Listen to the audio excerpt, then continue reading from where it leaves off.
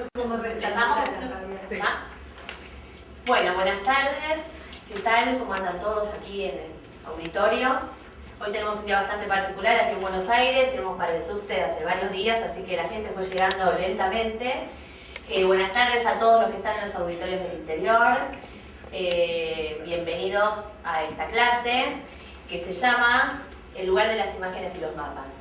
En esta oportunidad tenemos invitados a Javier Trimboli. Él es historiador, profesor de historia, egresado de la Universidad de Buenos Aires. Trabajó como docente en la cátedra Pensamiento Argentino y Latinoamericano de la carrera de Filosofía en la Escuela Media. En el 2006 fue coordinador del programa A 30 años del golpe en el Ministerio de Educación de la Nación. Como asesor historiográfico de la televisión pública, integró el equipo que llevó adelante la serie emitida en 2010, Huella de un siglo, y la película Belgrano. Entre sus libros se encuentra 1904. Bienvenido. Y al lado de Javier está Carla Lois. Ella es licenciada en Geografía y doctora en Filosofía y Letras del área de Historia por la Universidad de Buenos Aires. Es investigadora del CONICET y se desempeña como docente en la Universidad de Buenos Aires y en la Universidad Nacional de La Plata en las áreas de Historia, del Pensamiento Geográfico y Cartografía. Coordina el equipo de Historia y Epistemología de la Cartografía en el Instituto de Geografía de la UBA y dirige el proyecto colectivo UBACIT, Geografía y Cultura Visual, la circulación de imágenes cartográficas en diversas prácticas sociales. En sus trabajos de investigación se dedica al campo de historia, de la geografía y de la cartografía. Bienvenida y les dejamos la palabra a ustedes. Bueno, buenas tardes. Ustedes me dirán si se escucha bien, si se escucha mal, cómo tengo que hablar. Bien, me interesaba, por empezar, un breve planteo que tiene que ver con la interrogación acerca de en qué sentido las imágenes pueden sernos útiles a los docentes, a los maestros, a los profesores de historia, a la hora de enseñar la historia, a la hora de enseñar el pasado. Pongo esta pregunta directamente por la afirmativa, suponiendo que, y dando por entendido que las imágenes pueden ser efectivamente útiles a la hora de enseñar historia. Y al hacer esta torsión, lo que estoy señalando, o lo que me interesa señalar, es que las más de las veces se ha pensado que las imágenes, lejos de ser artefactos, lejos de ser artificios, que bien pueden ayudar a ser más ágil, más rica, incluso posible la enseñanza de la historia, venían a entorpecer. Por supuesto, en la lectura que a mí me interesa proponer, las imágenes bien pueden ser aliadas a la hora de construir relatos sobre el pasado ante nuestros alumnos. Me interesa que haya una cita, como una suerte de epígrafe, que quiero que esté presente a lo largo del desarrollo que voy a proponer, y que dice lo siguiente: quien piensa con conceptos y no con imágenes, se comporta con la lengua tan cruelmente como quien solo ve categorías sociales y no seres humanos. La leo una vez más.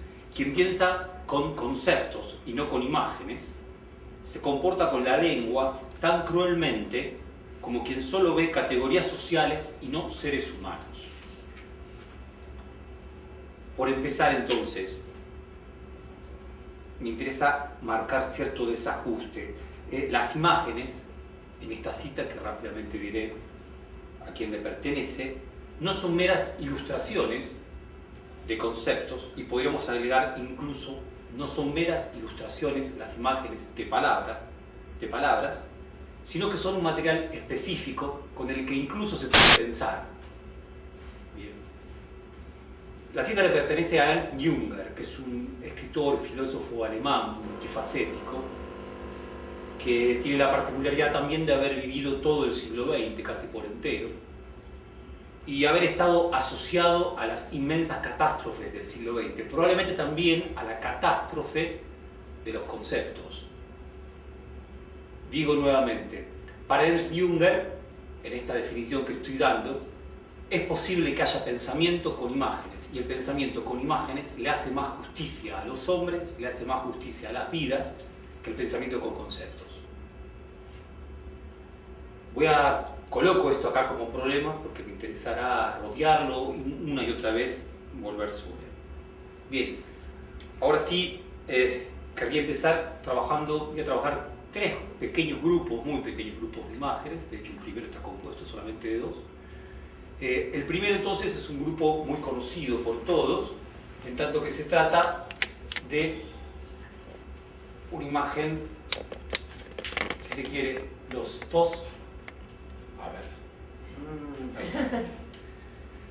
dos retratos de nuestros hombres célebres, nuestros próceres célebres, bien llamados padres de la patria, Belgrano y San Martín. Me interesa entonces empezar con este retrato, que tiene una gran particularidad, tanto que es el único retrato que se toma en vida de Belgrano. Decía, es el único retrato que se toma en vida de Belgrano, sin embargo a Belgrano lo tenemos prácticamente instalado de manera definitiva en nuestra memoria visual, porque este retrato que aquí vemos se reprodujo en inmensas cantidades y al mismo tiempo también se transfiguró, se fue desfigurando en otras formas, en otras imágenes de Belgrano. Tal es así que, insisto, tanto para nuestra memoria, Belgrano es esto que aquí estamos viendo. Hago algunas referencias al cuadro en particular, cuadro sobre el cual no sé, creo que se puede decir mucho más de lo que estamos viendo, pero sí en este otro sentido. Primero, ¿cuándo fue tomado este cuadro, este retrato? En 1815. Bien. Belgrano va a morir en 1820. Belgrano es una figura pública de primer orden, por supuesto desde 1810, desde antes porque presidía el consulado de Buenos Aires. Belgrano tenía en ese entonces, si no me equivoco, 45 años. Y el retrato fue tomado por un pintor importante, de segundo orden, pero de un segundo orden europeo. Su nombre es Carbonnier, y en la ciudad de Londres. O sea,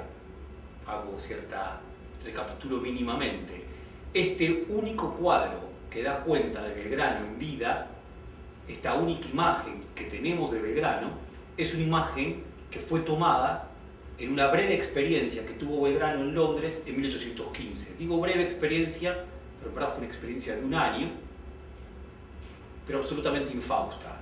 En esa situación se tomó esta imagen de Belgrano y la tomó un pintor de cierto renombre europeo, decía Carbonnier, pintor francés, que, no me cabe la menor duda, desconocía absolutamente todo de Belgrano. Todo. Que sencillamente Belgrano, que estaba en Londres junto con Rivadavia y junto con Zarratea, y había sido llevado, mejor dicho, enviado por el directorio de Buenos Aires, decía, en esas circunstancias le toman este retrato y este hombre es un hombre desconocido para Carbonnier.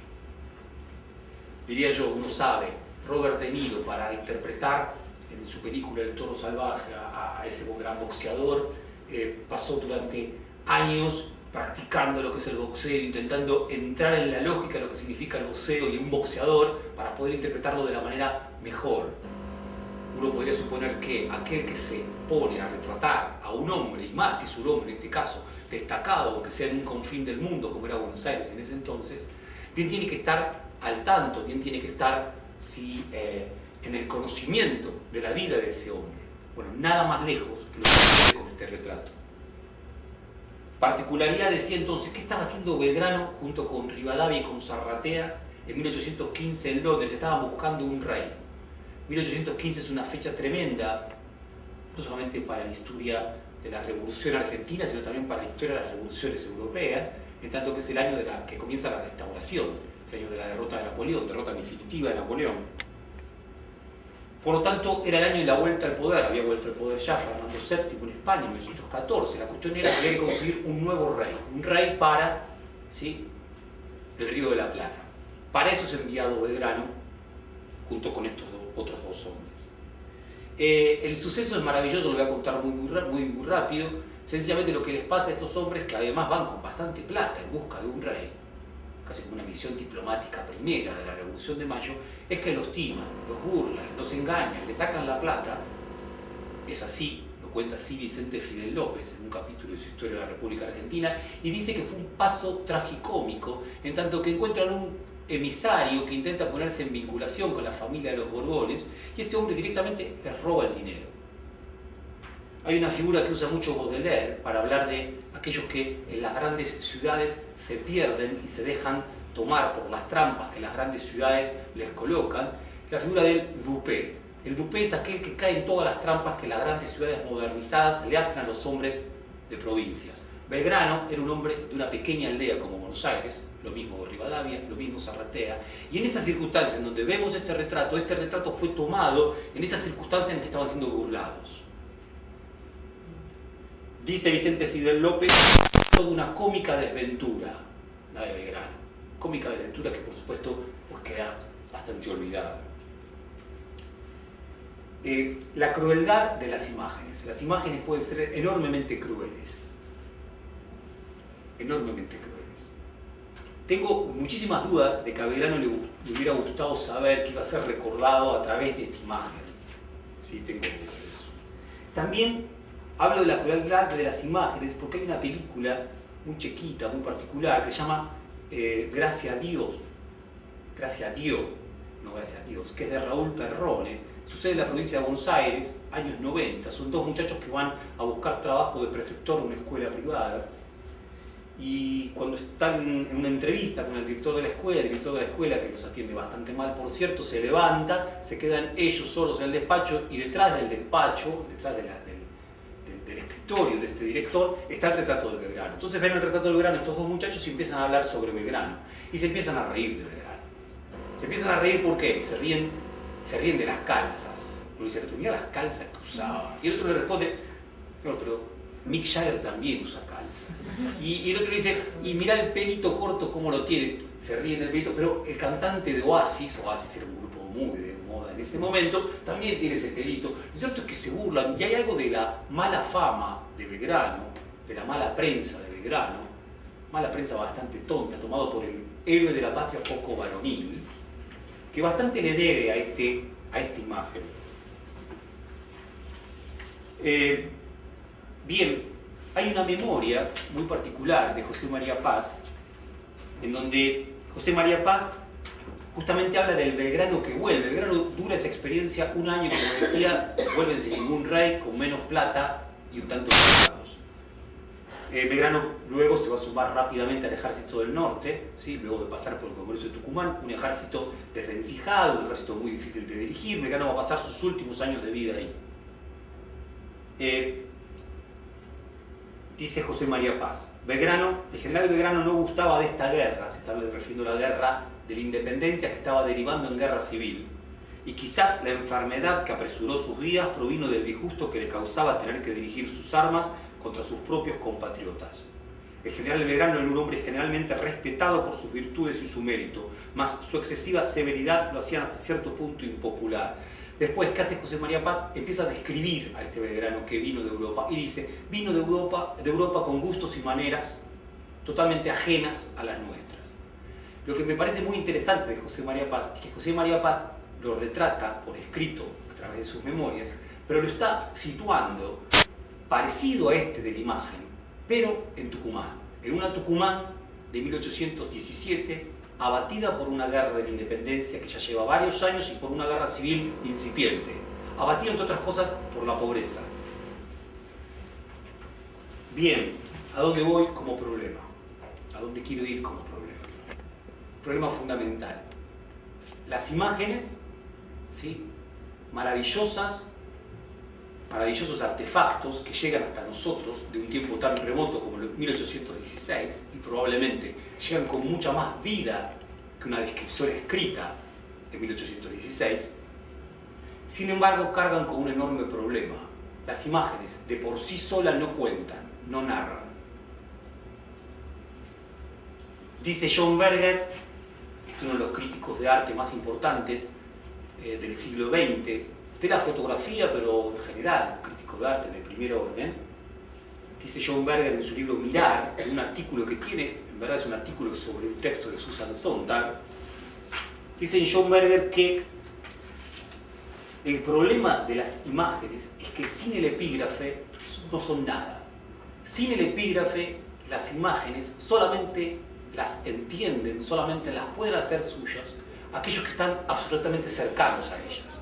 Por ejemplo, dice John Berger, fotografía de una familia. La fotografía de una familia puede no llevar epígrafe porque todos en la familia, todos aquellos que van a ver esa foto, saben quiénes son cada uno de esos que están fotografiados. El problema es que cuando la foto deja de ser familiar o cuando el retrato deja de ser familiar, si no lleva epígrafe, se pierde.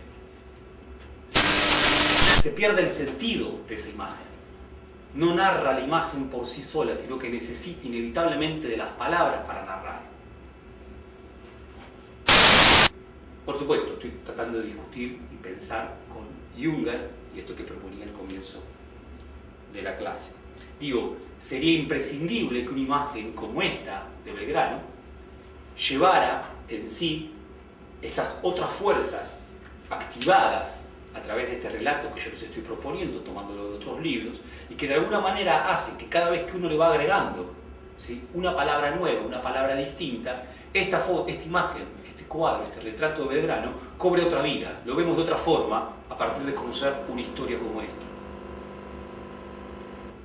Bien, paso al otro retrato. Este otro retrato nos propone un problema solo en un punto similar al anterior. Es un retrato, por supuesto, digo por supuesto, pero lo dudo de que sea correcto decir por supuesto, de San Martín. Es el primer retrato tomado en vida de San Martín, y algunos dicen que es el único retrato tomado en vida pictórico, el único retrato pictórico tomado en vida de San Martín antes de ese famoso daguerrotipo que va a ser de los últimos años de su vida y que, según cuentan, San Martín se negó tanto a posar para él. A diferencia del retrato de Belgrano, este es un retrato absolutamente olvidado, postergado. La imagen que todos nosotros tenemos de San Martín, incluso mucho más que la del daguerrotipo de 1849, San Martín va a morir un año después, en 1850, es la imagen de un cuadro que lo envuelve en la bandera argentina, que lo muestra joven, mirando, ¿sí?, oblicuamente, que hay muchísimas dudas sobre la procedencia de ese cuadro. La historiadora del arte, Laura Manosetti Costa, supone, dice que una de las posibilidades es que haya sido su misma hija quien lo pintó. Bien. Y que haya sido una pintura más ligada a la propia imaginación de la hija respecto del padre, ¿sí?, que a lo que el padre, que a la propia imagen, que más que responder, que estar anclada en la imagen del propio padre. ¿Qué sucede con este cuadro? Y vuelvo a Laura Manosetti Costa, porque Laura Manosetti Costa, que es una gran crítica de arte, durante estos últimos años viene trabajando mucho sobre algunas de estas pinturas que les voy a mostrar ahora, y en particular la oí, la escuché, conversé con ella a propósito de por qué convenía, por qué era necesario que la Argentina, en su fiesta bicentenaria, tuviera en primer orden esta imagen y no la otra imagen de San Martín. Primer tema en particular, el autor de esta imagen, tan maravillosa a mi entender, es un pintor peruano, mulato, llamado Gil de Castro. Es un pintor peruano de formación religiosa. Antes de pintar a San Martín, había pintado fundamentalmente ángeles, así como también familias de renombre, vecinos importantes, de Lima y después de Santiago de Chile. Este cuadro, este retrato, es de 1817. San Martín gana la batalla de Chacabuco en febrero de 1817. San Martín es el hombre fuerte de Chile en ese entonces, le está dando su independencia. Por lo tanto, va a posar ante el pincel, ¿sí?, frente al lienzo de este pintor peruano y mulato Gil de Castro.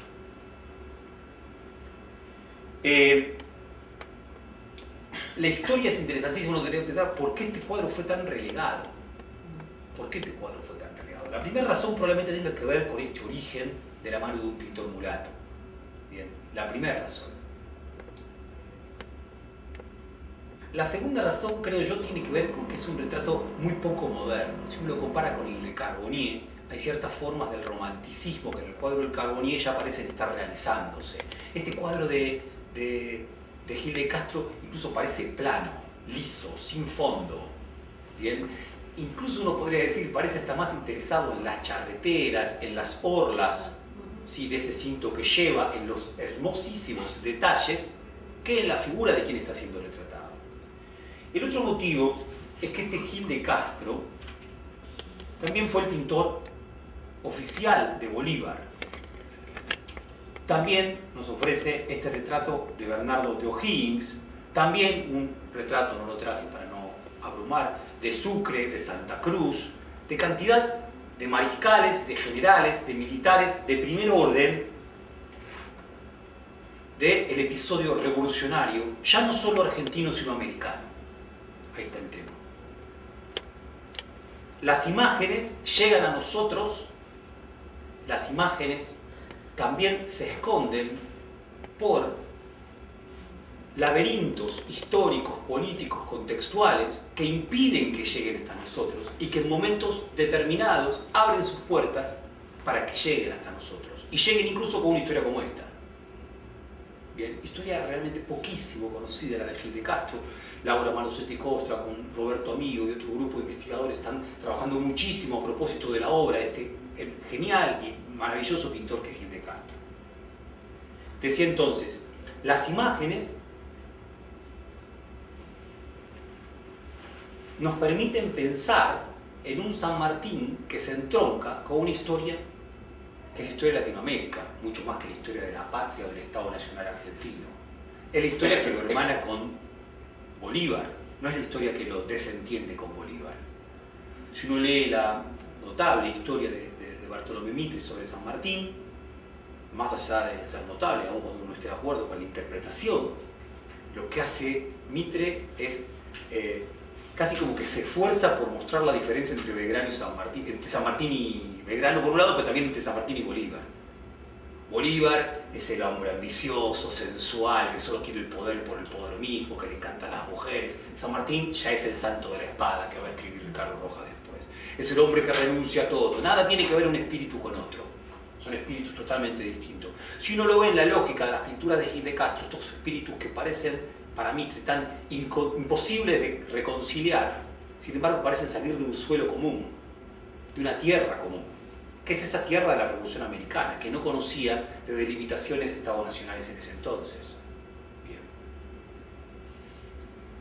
Estoy planteando entonces esta posibilidad o imposibilidad de las imágenes de llegar hasta nosotros, es la posibilidad o la imposibilidad también de que activen algunas historias o desactiven otras historias. Si es posible narrar una historia, es posible narrar una historia porque hay determinadas imágenes, ¿sí?, que casi como que se sacan el polvo de encima, o mejor dicho, se sacan los seguros que le impiden, ¿sí?, desanclarse de esa época para llegar hasta nosotros, y por eso, y a través de eso, ¿sí?, alimentar una narración distinta. Diría así, el San Martín que escribe Bartolomé Mitre, el San Martín que por lo general se conoce en la escuela, es el San Martín mucho más ligado a ese retrato tan conocido, envuelto en la bandera argentina y mirando ya como un gran hombre al horizonte, que a este retrato. Probablemente falte hacer el libro de historia que cuente el pasado argentino de su revolución y su independencia, pero que esté más atento a esta imagen de este San Martín que al otro. Alguno podría decir, libros de Galasso se acercan a esto. Sí, el libro de Galasso se acerca a esto.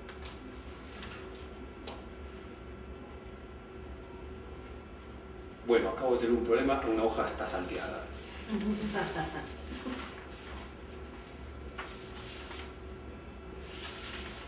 Efectivamente una hoja no está. Ah, bueno, no importa, ya he solucionado.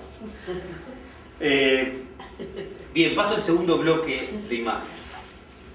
Pido por favor, vuelvo a citar nuevamente a esto de Junger, porque yo quiero que lo de Junger esté todo el tiempo, ¿no? Quien piensa con conceptos, sino con imágenes, se comporta con la lengua tan cruelmente como quien solo ve categorías sociales y no seres humanos. no sé alemán, pero la palabra Jung, si no me equivoco, creo que significa joven, si tienen la idea de los jóvenes. Este amigo Ernst Jünger vivió 100 años, 103, 104 años. Una cosa muy extraña también. Bien, paso a esta otra imagen, pero antes de pasar voy a decir... Voy ahora a este segundo grupo, que es en verdad un grupo compuesto de una única imagen, grandísima imagen. Y antes de hablar de ella, quiero advertir lo siguiente. Hacia 1860, en verdad, en París es antes, en 1850, se pone de moda un tipo de primera fotografía, incluso ya es fotografía, que se llama carte de visite, improvisando francés, que es carta de visita. La carta de visita es un retrato fotográfico que, por supuesto, hombres, fundamentalmente hombres de posición social, logran que se produzcan de ellos mismos y que sirve para distribuir entre amistades, entre conocidos, amigos, familiares, también para introducirse a un medio social que lo desconoce a uno y que para ese momento tan importante, que es el momento del primer contacto, llegar a través, sí, de estas imágenes. Pienso que poco ha variado en esto quizás de las fotos que se cuelgan y cuelgan los chicos en las redes sociales para que se los reconozcan a ellos. Carte de visite. Sarmiento tenía carte de visite, Alberdi tenía carte de visite. Cuando los hombres van a la guerra del Paraguay en 1865, es muy usual que se saquen sus fotos para que sus fotos incluso a veces los sobrevivan y queden como recuerdos de sus familias antes de ir al frente. Lo que vamos a ver ahora es una carte de visite, tomada cerca, no hay fecha precisa, de 1861.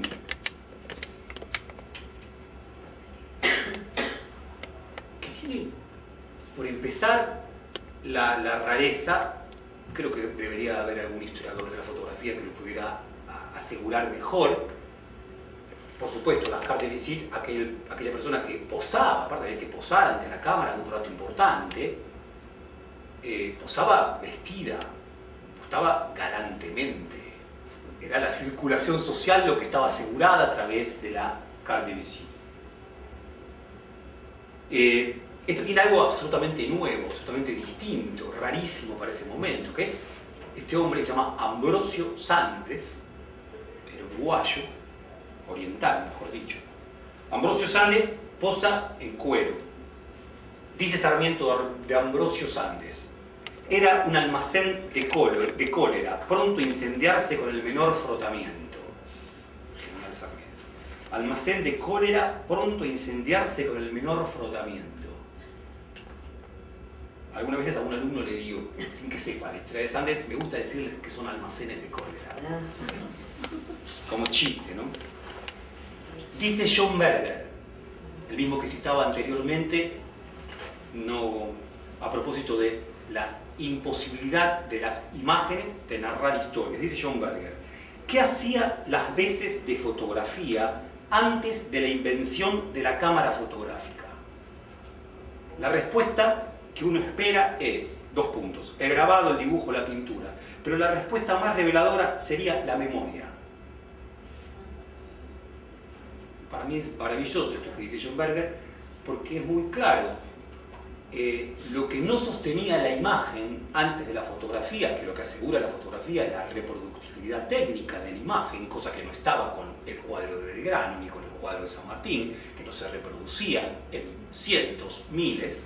En el caso de la fotografía se puede reproducir con facilidad. Es que antes de la fotografía, quien ocupaba el papel de la fotografía era la memoria. La memoria que atesoraba la imagen, sin transformarla, ¿sí?, a través de una placa, sino la atesoraba en la propia imaginación.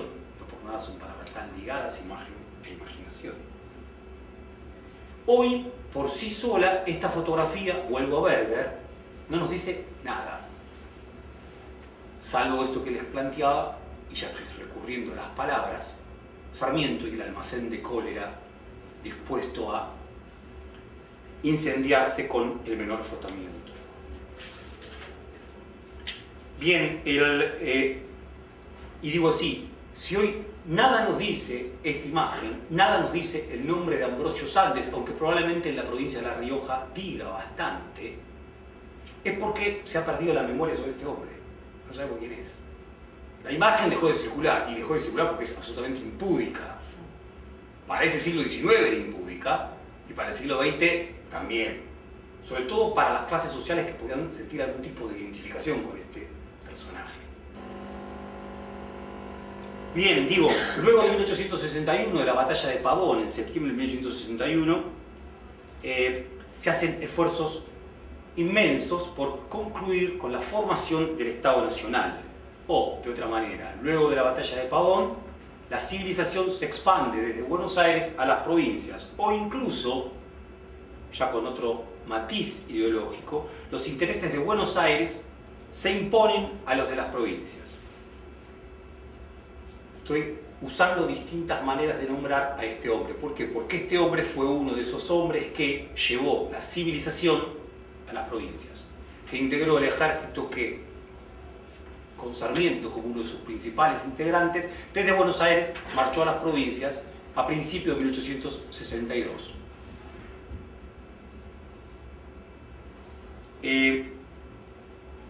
Vieron ustedes que tiene marcas en el cuerpo este hombre. 53 heridas tenía Ambrosio Sandes antes de morir. 53 heridas. Dice Sarmiento, voy a leer de vuelta. Era tan pródigo en la sangre propia como en la sangre ajena. La vertía con la misma fruición. 53 heridas, y no muere de una herida en particular, sino que muere de la acumulación de heridas que lo han hecho desangrar. Era un chacal, dice Manuel Gálvez en la biografía de Sarmiento, era un chacal este hombre.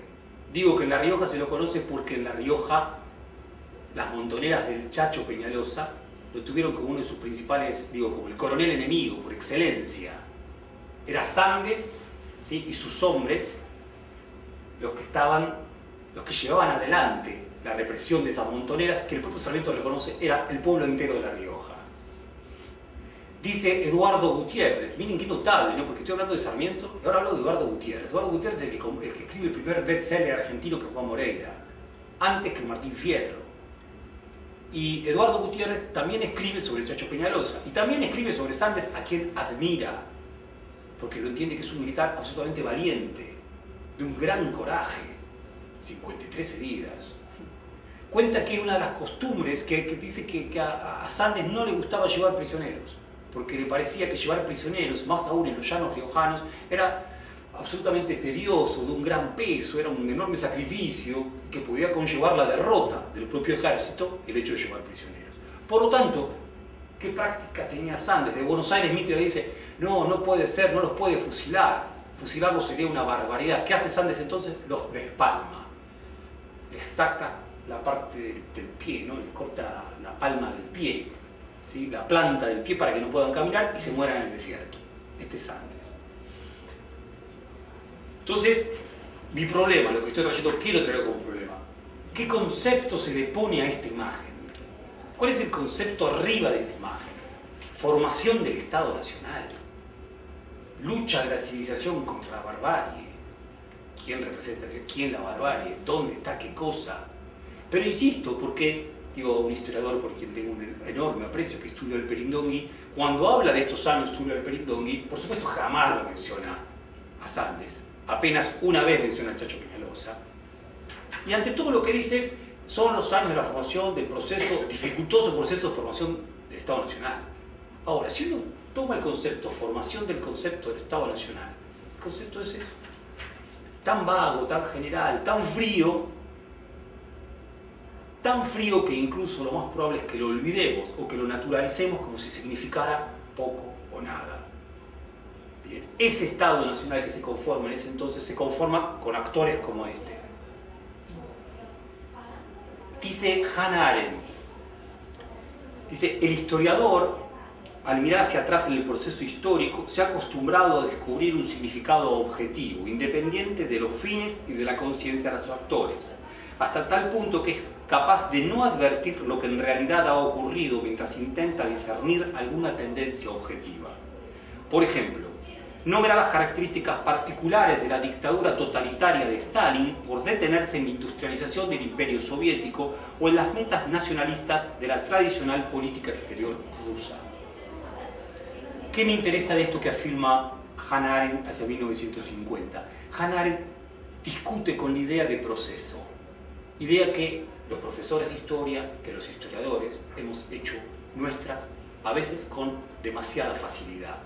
¿Por qué? Porque dice que la idea de proceso nos enajena de la verdad de la historia, de su propio transcurrir, de las decisiones que llevaron a los hombres a hacer una cosa y otra cosa. Digo, en vez de hablar, dice Hannah Arendt, que es profundamente anticomunista, bien, como también antinazi, dice Hannah Arendt, en vez de hablar de lo que hizo efectivamente Stalin, se va a hablar del proceso de industrialización soviético. Una palabra general, vaga. El proceso de formación del Estado Nacional, ¿qué hace? Nos ocluye esta imagen, hace que esta imagen no nos llegue, hace que esta imagen se olvide. Bien. Civilización como gran palabra, el partido de la libertad expande, ¿sí?, la civilización en las provincias del interior. Todas enormes palabras que esconden el cuerpo de Ambrosio Sandes, que tiene encima 53 heridas que le metieron los gauchos, que lo quisieron matar para defender básicamente sus intereses, sus tierras. Dice Hannah Arendt notablemente, la idea del proceso nos aliena de la propia historia.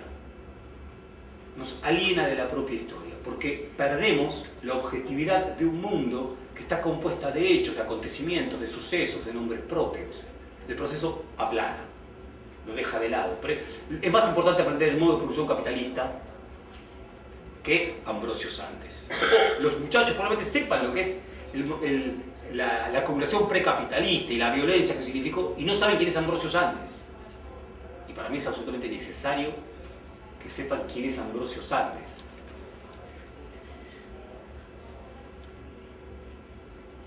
Leo un poquito más de Sarmiento, discúlpenme.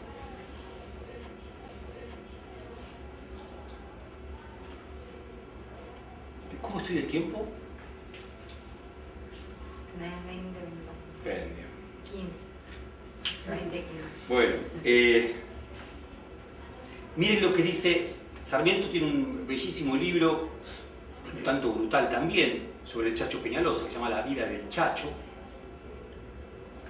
Perdón, El Chacho, último caudillo de la Montonera de los Llanos. La vida del Chacho es de José Hernández. Dice en un momento así sobre Sandes, dice: como las mujeres en achaques de hermosura, Sandes no toleraba el elogio en su presencia de otro valor que el suyo. Y cuando de valientes heridos se hablaba, preguntaba con la dignidad de un senador que interrumpe: ¿dónde están las heridas? ¿En el pecho? Sigue Sarmiento. Era Orlando furioso, y su enajenación infundía estímulo y terror en sus propios soldados. Pródigo en la sangre, no había de mostrarse económico de la ajena, y su odio y desprecio por el gaucho, de que él era un tipo elevado, le hacía, como es la idea del montonero argentino, propender al exterminio. Bueno, la descripción de Sarmiento es notable. Notable también que este libro de Sarmiento esté totalmente olvidado. Me tocó a mí dar clases durante bastantes, 10 años en la Facultad de Filosofía y Letras, y di clases sobre Facundo, y maravillado por Facundo. Este libro que acabo, esta cita, y en verdad este libro también me parece maravilloso, pero es un libro que está totalmente ocluido, oscurecido. Insisto, como las imágenes, a veces también hay libros que por determinados laberintos históricos, políticos concretos, no llegan a nosotros. Ahora bien, ¿qué me interesa decir? Hay algo más que plantea, dice algo, bueno, Sandes muere antes de que sea asesinado el Chacho Peñalosa en Olta, en noviembre de 1863. Pero Sarmiento, ¿qué dice? Fueron los manes de Sandes los que lo mataron. Fueron los manes. El espíritu de Sandes, el espíritu asesino de Sandes, este espíritu colérico que propendía al exterminio, el que finalmente lo mató. Bien, pequeña observación. Con las palabras también se pueden construir imágenes. lo que estoy leyendo de Sarmiento son geniales imágenes que construye Sarmiento con palabras de este hombre. Geniales imágenes. Trata la lengua, diría Junger, trata la lengua, incluso a través de la escritura, con imágenes. Incluso cuando nos parezca deleznable lo que está diciendo Sarmiento, porque nos parece deleznable lo que está diciendo Sarmiento, digo, cosas que Sarmiento son geniales, yo creo que esto también es genial, pero hay cosas que uno puede identificarse en términos de valor. Acá no, en lo más mínimo, porque está haciendo el elogio de un hombre que ha exterminado gauchos. Decía, pero Sarmiento es maravilloso construyendo imágenes, como lo es Eduardo Gutiérrez también, el escritor de Juan Moreira, ¿sí? El escritor del Chacho. ¿Por qué digo yo con tanta insistencia esto de que está bueno que se sepa Ambrosio Sandes? Yo a mi hijo le voy a contar quién es Ambrosio Sandes prontamente, a mi hija también, para que tengan cuidado, para que sepan lo que es posible entre los humanos, lo que es posible. Porque si esto es posible, acá está el tema, si esto es posible una vez, va a ser posible varias veces más, como fue posible varias veces más. Dice Walter Benjamin, el historicismo, el academicismo historicista, tiende a pensar que el tiempo es tiempo vacío, homogéneo, lineal, progresivo. Para Benjamin el tiempo es pleno, y el tiempo es ahora, y el tiempo es incluso profético.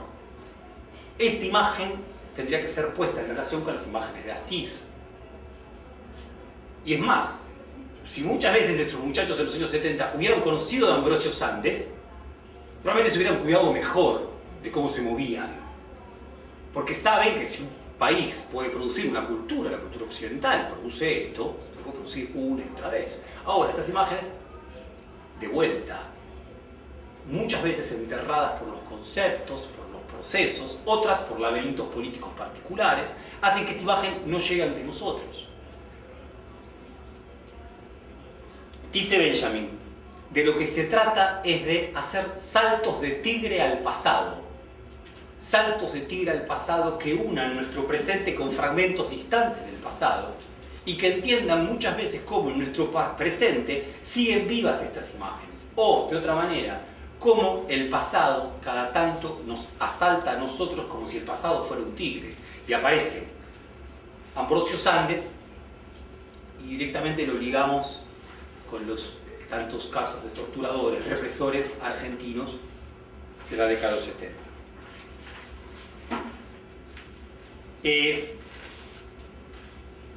Tema también que me parece notable que sucede y que es un enorme, entiendo lo que estoy planteando, es un prueba por qué, a ver, diría así.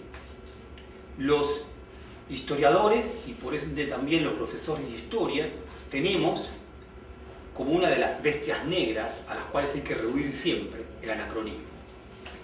El anacronismo es el enorme problema del profesor de historia. ¿Por qué? Porque el anacronismo nos lleva a hacer comparaciones que no son pertinentes, no, cosas que no es así, cada contexto es distinto de cada otro, no se pueden repetir los contextos, son absolutamente distintos. Por supuesto, hay maneras de usar los anacronismos que no son correctas, que no son justas. Me tocó una vez presentar a un gran profesor de la facultad, a quien le debo un montón, y en la presentación estábamos hablando de una excursión a los indios ranqueles, ¿no? Los indios ranqueles, a Pampa, Mansilla.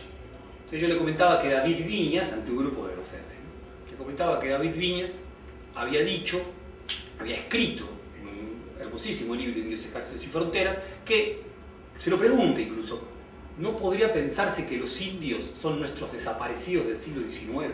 Se pregunta a David Viñas, que además tenía 2 hijos desaparecidos. Y el profesor me sacó corriendo.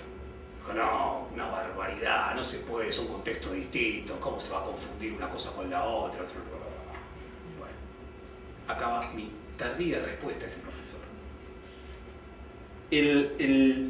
Me interesa muchísimo también cómo lo piensa este filósofo alemán, Walter Benjamin, que fue contemporáneo de Junger, aunque enfrentadísimo políticamente con Junger.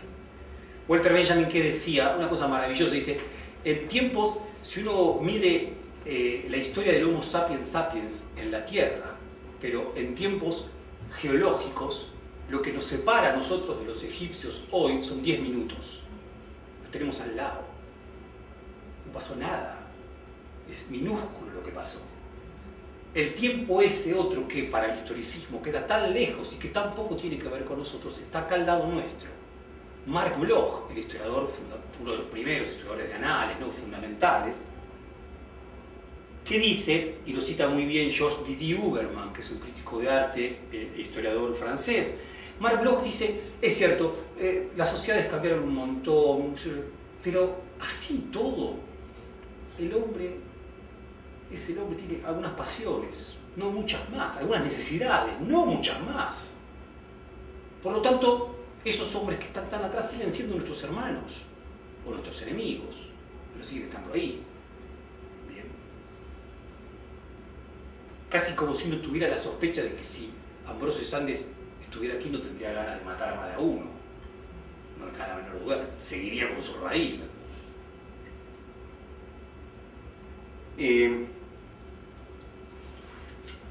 Bien, diría así, gracias Mercedes, las imágenes cargan y nos invitan a producir estos destiempos y estas anacronías.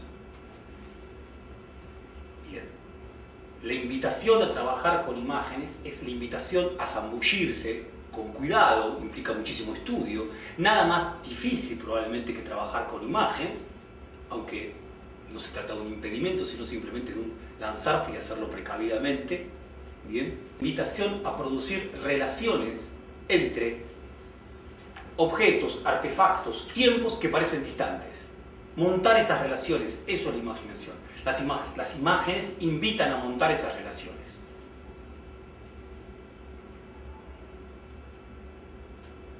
Bien, hay una cosa interesantísima y también complicada, ¿no? Pero hay un gran... Sarmiento tenía dos coroneles a los que admiró muchísimo. Bueno, Sarmiento se decía él mismo coronel, es otra discusión, pero tenía dos coroneles a los que admiraba mucho. Uno era Ambrosio Sandes, de la Negra Punilla Oriental, como se llamaba, se decía. El otro era un coronel negro que se llamaba Lorenzo Barcala, que participó del ejército de San Martín, que peleó la guerra del Brasil. De Lorenzo Barcala no queda ni una imagen, no queda nada. Era maravilloso Lorenzo Barcala, era genial. Para Sarmiento, Lorenzo Barcala era como la posibilidad de unir a la plebe, unir a las masas populares con las élites ilustradas. Era, si se quiere, el sueño de hegemonía más amistoso de Sarmiento se conjugaba con Lorenzo Barcala, de él no queda imágenes. El otro sueño, el bestial de Sarmiento, el exterminador, el de no rey sangre de gaucho, se conjuga, ¿sí?, con Ambrosio Sandes. Bien, ahora sí, para ir terminando, voy con el tercer grupo de imágenes. Me va a llevar un poquito más de tiempo, quizá ustedes se sabrán disculpar. El tercer grupo de imágenes se conjuga alrededor de la Guerra del Paraguay. Es, si se quiere, el más nutrido, pero las pasaré rápido, estas imágenes. Quizás ya dije la mitad del chiste, dije Guerra del Paraguay y no hubiera tenido que decirlo. ¿Por qué? Porque este cuadro es un cuadro, como espero ustedes en el epígrafe que la acompaña, en el subtitulado, para llamarlo cinematográficamente mal. La batalla de Abaí, que la batalla de Abaí es una de las batallas finales de la Guerra del Paraguay, cuando la Guerra del Paraguay ya se está desviando en un mero exterminio, ya el ejército del mariscal Francisco Solano López no queda nada en la desembarada de 1868, perdón. Pedro Américo compone este cuadro. Pedro Américo era el pintor de la corte del Imperio de Brasil. Brasil era un imperio en 1865, cuando se libra la guerra. Un imperio esclavista, por cierto. Y este pintor, Pedro Américo, el pintor favorito de la corte de Pedro II. Este cuadro fue pintado por pedido del propio Pedro II. Decía que en la mitad del chiste ya estaba apuntado porque si uno mira ese cielo y ve esa imagen, muy difícilmente diga que eso es Paraguay. Bien. Incluso si uno ve el movimiento de esa batalla, también difícilmente crea que se trata de una batalla del Paraguay, más aún si se la sitúa en un momento en el cual del ejército ya casi no quedaba nada. Es una imagen tardío romántica, con un cielo pergeñado de tormenta, con mucho despliegue, con mucho cuerpo, incluso con cuerpo muy musculoso, lo que parece entonces es casi como decir un imposible. La guerra ya llevaba más de 4 años y los cuerpos estaban exhaustos, tanto los imperiales brasileños como los paraguayos, y también de los pocos argentinos que quedaban. Me interesa esta imagen quizás para pensar imágenes en lucha, en guerra. Así como decía que se puede enseñar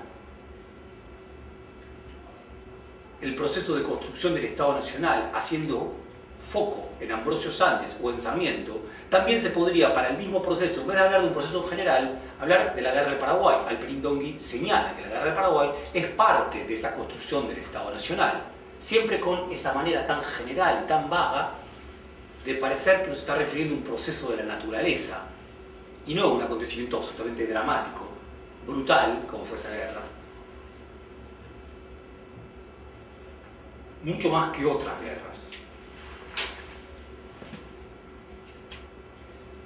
Juan Manuel Blanes, es un pintor oriental, el pintor de Urquiza, que cuando vuelve de Europa se entera de que en el Museo de Río de Janeiro se está exponiendo ese cuadro que acabamos de ver, de Pedro Américo, la batalla de Abaí.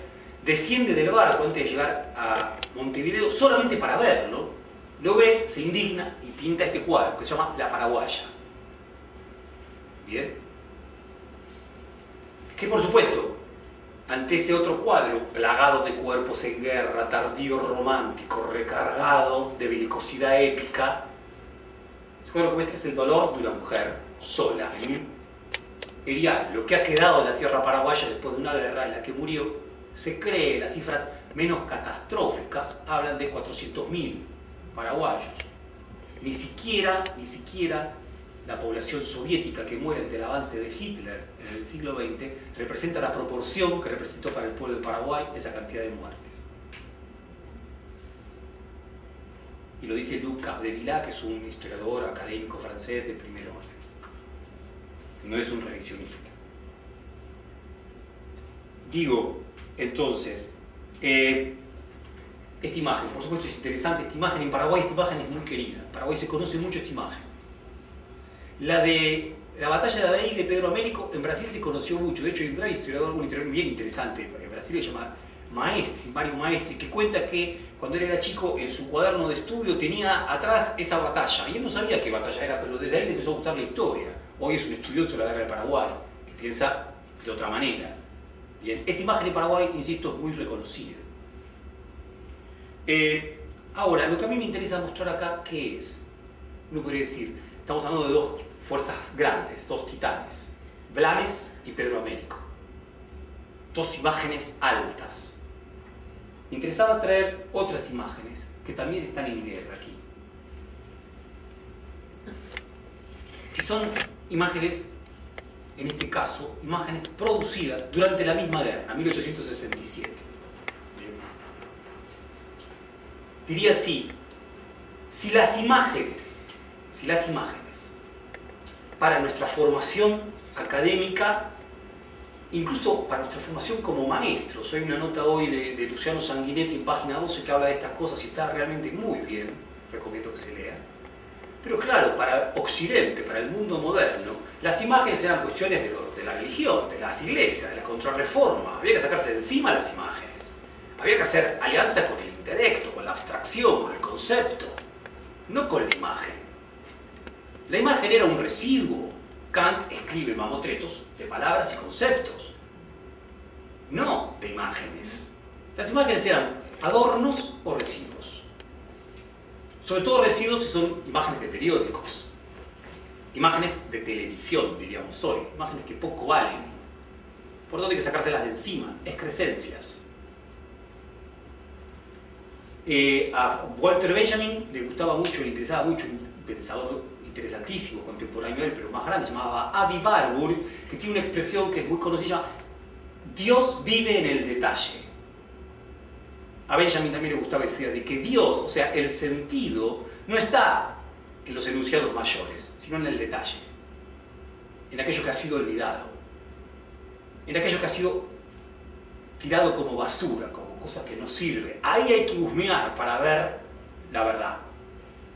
Si vemos en la palabra civilización, ahí no vamos a encontrar el verdadero sentido. Si vemos en el cuerpo de Sandes, y nos acercamos bastante. Estas imágenes que estoy mostrando ahora pertenecen, van a hablar, son dos periódicos. Este es el Centinela y el otro se llama Cabichuy. Eran periódicos hechos por los paraguayos durante la misma guerra. ¿Sí? Maravillosamente construidos los periódicos porque no disponían de papel, fue toda una proeza en ese sentido. Pero son imágenes que fueron postergadas totalmente, tanto por los vencedores, como por la historia del arte, como por el propio Stroessner, que gobernó después durante tantísimos años en el Brasil, para quien estas imágenes tenían un tufo, ¿sí?, para nada gustoso. Procedían de otro estrato social. No hablaban del sacrificio por la patria que le gustaba tanto, ¿sí?, a Stroessner arengar. Nuestro pueblo murió del sacrificio por, sin sentido, sino que hablaba de un sujeto popular que hablaba a través de eso. A ver, esos globos son los primeros globos que se usan en la guerra del Paraguay. Hay un polaco detrás de ellos, Chodasiewicz, que monta globos para mirar detrás de la línea enemigo. La guerra está empantanada en 1967. Entonces son unos globos geniales que no hay manera de llegar ante ellos, por lo tanto pueden circular muy bien por el aire. ¿Qué dice el texto? ¿Qué dice el Centinela? Bueno, estas serán nuestras armas. Y están los paraguayos en las trincheras mostrándoles sus traseros y disparando. Y dice, bien aprovisionados luego de haber comido porotos, dice el texto. Burla, brutalidad, mucha burla, mucha brutalidad. Soez, como son nuestras clases populares y que tanto alimentan, aun cuando nuestra cultura no lo quiera, a nuestra cultura. De eso está lleno Sarmiento, de eso está lleno el Martín Fierro, de eso está lleno Eduardo Gutiérrez. De esto está lleno Rodolfo Walsh. Este otro, Cabichuy. Si todos los árboles dieran este mismo fruto, qué felices seríamos.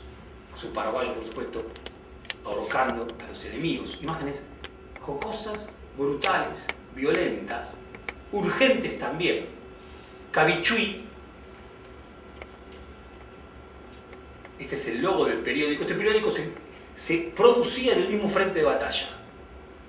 ¿Quiénes estuvieron detrás de la producción de este periódico? Se conoce un nombre, Saturio Ríos, después se conocen otros nombres, pero no se sabe más nada de ellos, desaparecieron. Gente anónima. Es un enorme misterio quién estuvo detrás de estos grabados, de estas silografías. ¿Quién tomó, ¿sí?, esas maderas?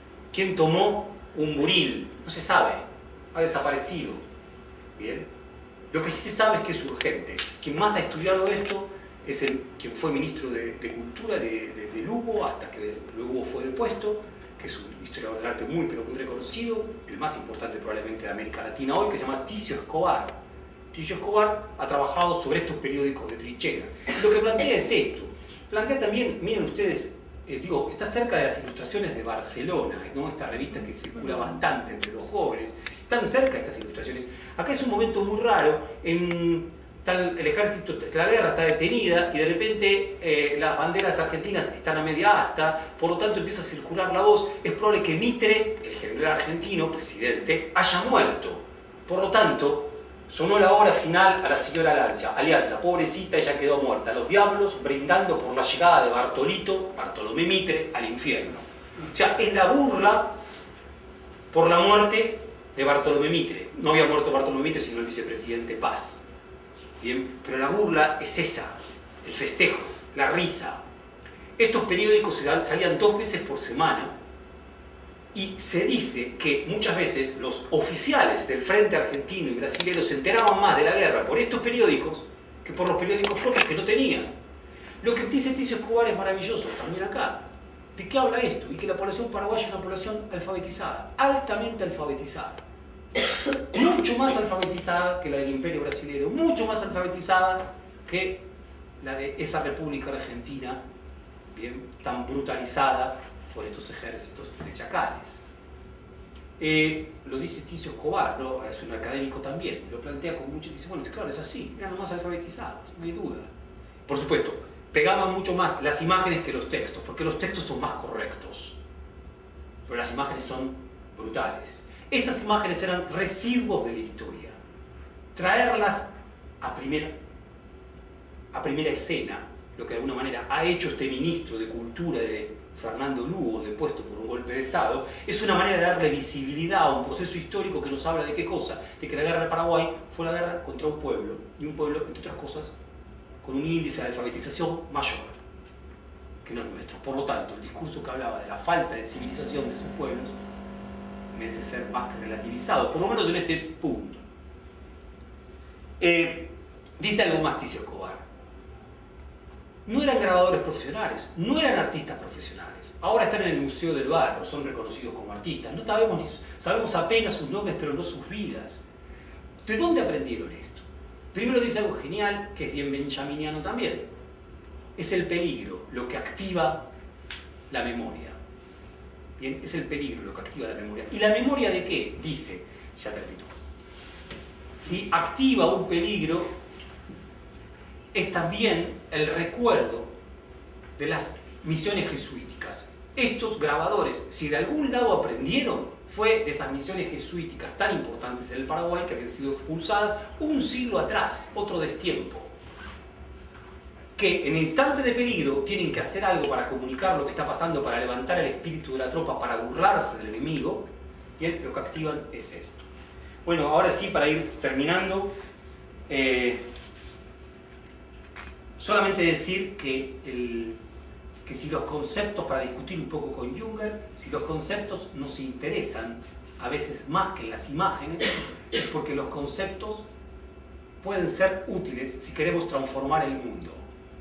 Bien, para transformar el mundo hacen falta los conceptos. La filosofía hasta el momento solo ha hecho todo por interpretar el mundo, no por transformarlo, decía Marx. Para transformarlo hace falta el mundo. Para otra cosa yo creo que no sirven demasiado. Sí sirven las imágenes y las historias y las narraciones. Por último, el aura.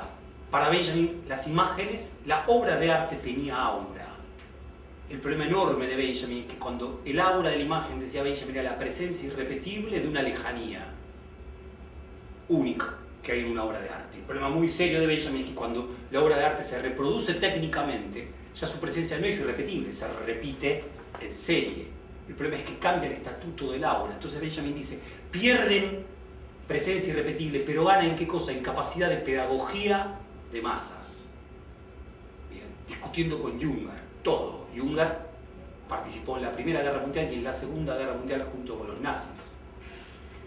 Bien, y eso que escribí yo, que leí yo, lo escribe en París, ocupando París junto con el ejército alemán, aun cuando él tiene diferencias enormes con Hitler, pero parte del ejército alemán.